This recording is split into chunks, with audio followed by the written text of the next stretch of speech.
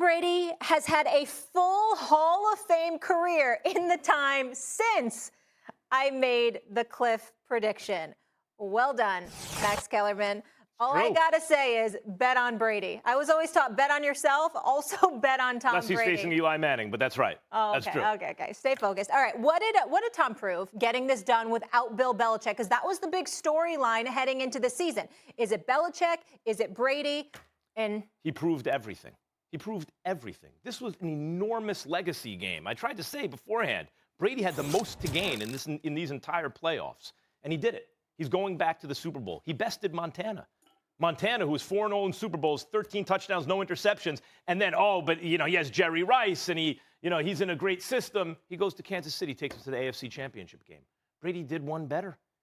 He goes to the NFC, goes to the Bucs, and takes them to the Super Bowl by beating Drew Brees and Aaron Rodgers on the road. Brees, after losing to Brees and his team twice, and Aaron Rodgers is the MVP.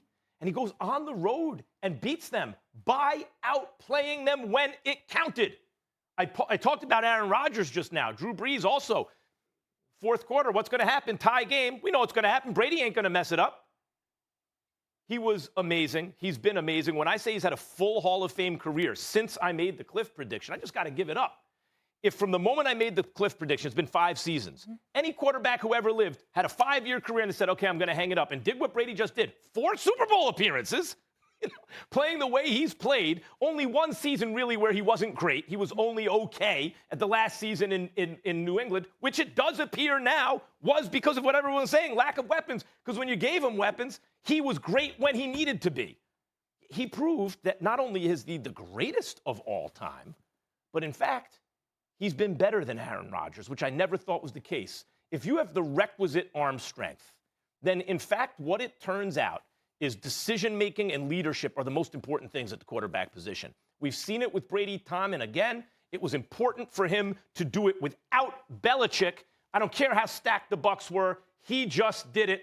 I stand down. He is the GOAT and the boat and everything else. Want to throw in a whoops or oops there, too? No need. I'm just asking.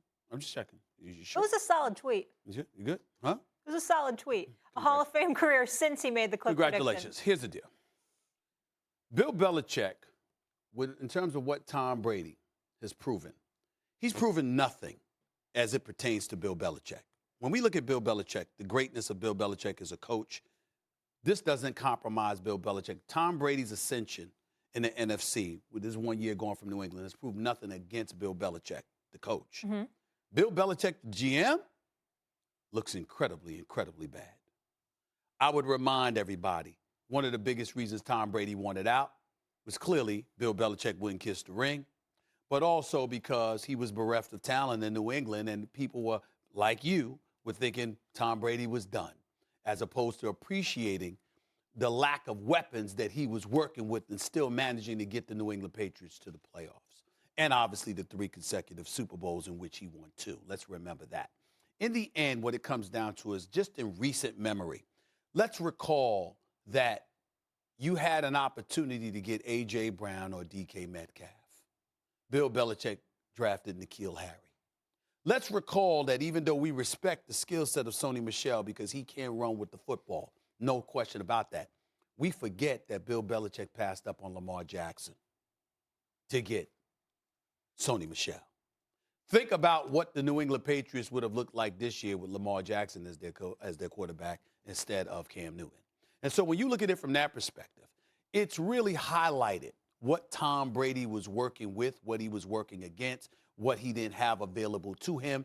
And it also elevated his zest to depart because people were writing him off and assuming he was done. And what he was saying is, no, he ain't going to come out and say, I don't have much to work with. I'm strapped. I'm handcuffed. He ain't going to do that. He ain't going to throw his teammates under the bus like that. But that's clearly how he was feeling. And so to be in Tampa right now, heading to the Super Bowl, and by the way, they did it last night without Antonio Brown.